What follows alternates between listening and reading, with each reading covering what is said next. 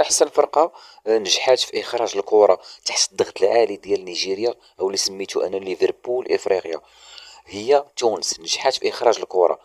هاد التدريب دابا راه كيديروهم الدراري في الاكاديمي دابا في هاد اللحظه. كاين هاد التدريب وهما دوك كنشوفوهم في الاشهار ديال الصحافه.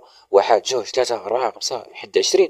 راه هاد الطريقه ضروري خصهم يبقاو يداوموا عليها في التدريب باش كتخرج كره تحت الضغط العالي كما كدير برشلونه وكما كدير ريال مدريد.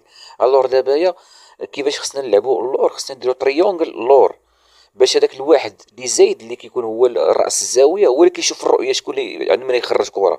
او نديرو الطريقه اللي دار بونو واللي استعنا بها ضد الكاميرون، هو شد كره خرجها، فهمتيني، خرجها بهذه الطريقه واللي تلاقى بها لقدام راه هو وقد الغارات تما. المهم ما نخليهمش يلعبوا عندنا في المساحه ديالنا، وكنتمناو يكونوا الدراري في كاليتي الجو ديالهم ويكونوا في اعلى مستوى، وان شاء الله نخرجوا ماتش زويون.